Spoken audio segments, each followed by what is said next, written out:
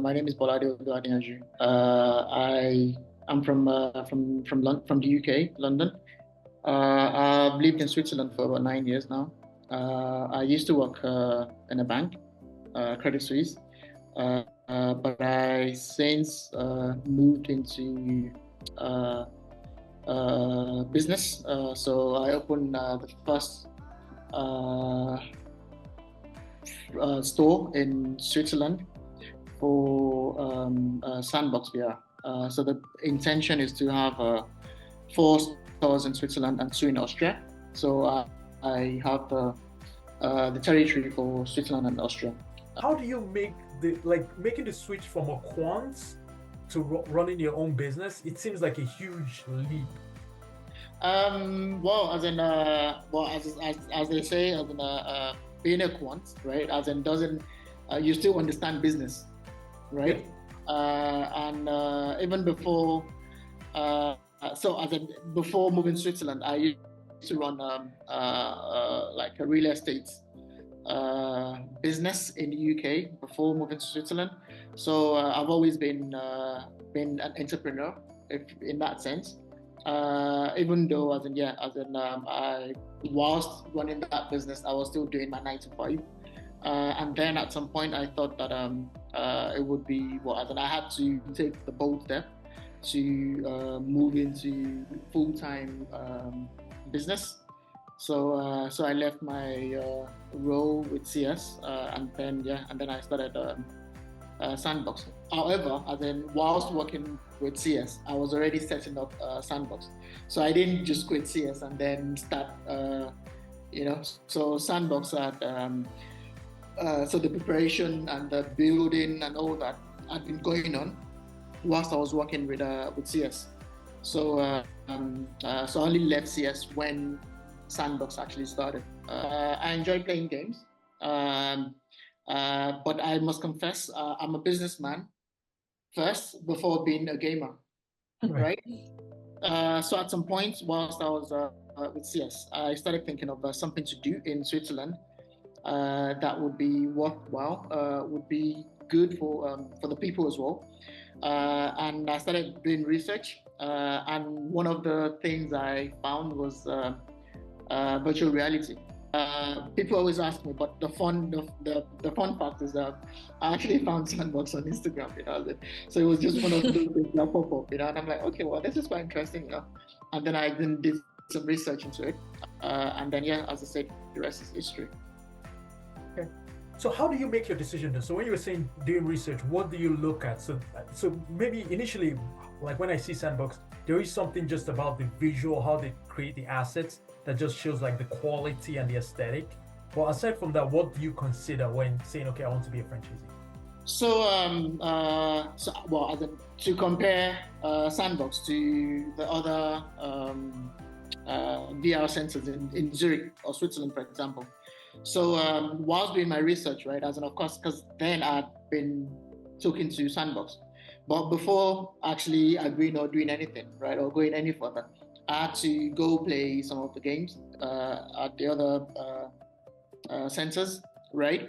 And one of the things, one, to see the potential of VR, right? So I actually went with some of my friends, but I didn't tell them why we were going there, because I just said, oh, it's my birthday, let's go play this thing, right? So I paid for a session, right? Because I want them to give me I want the honest feedback, right? So we went, was a group of 4 or 5 or about, right? We went there, we played a game, right? And after the game, they were like, oh, wow, this is great. I think we should do this more often, right? I guess maybe we should do this once a month, That was I'm like, okay, yeah, that's what I want to hear, right? And then, me now telling you about the USP of Sandbox, right? Because I've been to other places. One, the quality of the game, it's miles apart, right? If I don't believe in the product, right, then it would be very difficult for me to sell it, right? So that's actually one of the things, because you have to understand the product, be able to sell them, as in convince people about the product. What is your day-to-day like? Like, in other words, like, are you dealing a lot with employees? Are you doing more sales? Are you doing marketing? What's your day-to-day like now? Well, at this point, I tend to do everything really. So, of course, as in, because I'm trying to be as lean as possible, right? So yeah, I deal with employees, and so if they have any questions or any requests, right, they come to me, right? Uh, and of course, the timing is important as well. Ensuring that if they need something, like you don't just say, okay, well, I'll get to it next week. No, as in they need it now, right? Of course, because if you don't attend to them like that, then of course it becomes a problem when you need them to do something as well, right? So yeah, I deal with employees, I deal with customers.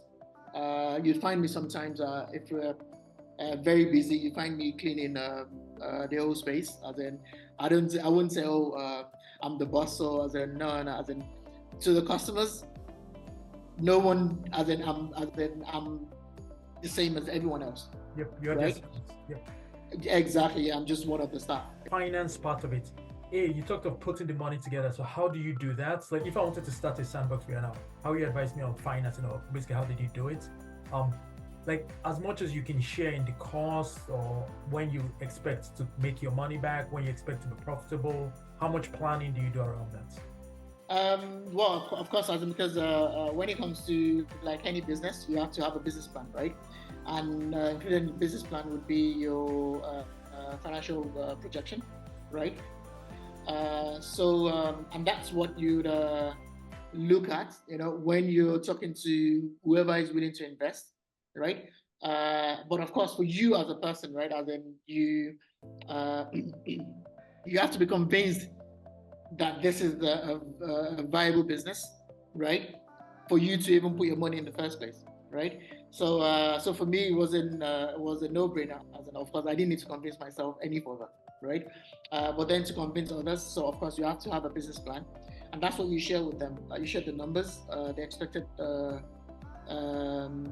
return, over time, right? And so yeah, then it was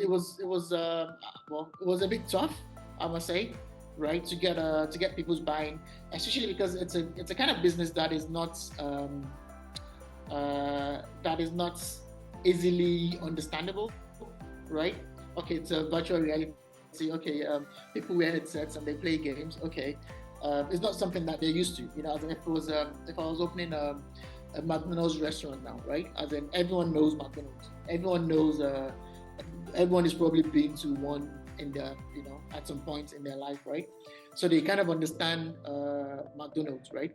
But to then tell them about Sandbox, virtual reality, they're like, okay, what is this? So it was a bit difficult to actually. So as in, before them looking at numbers, you have to explain what virtual reality is and the potential for virtual reality, and like is the future and all that, as in it takes a lot of convincing, especially for the older investors, as in youngsters, the youngsters that know about virtual reality, they don't have the money. The older guys that know about that have the money, they don't know anything about virtual reality. So but looking back now, as in it's you're glad that you went through that, because of course you have to know your numbers, know the details, to be able to talk to, because they would ask questions. Do people often ask you about how do I become a franchisee of Sandbox? Do they also want to become franchisees of Sandbox? Do they want to? Yeah, especially when they see the setup. Yep.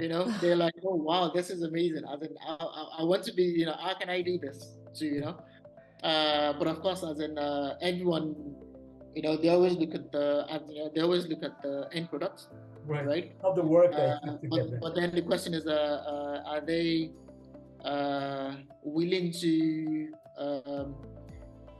do the work?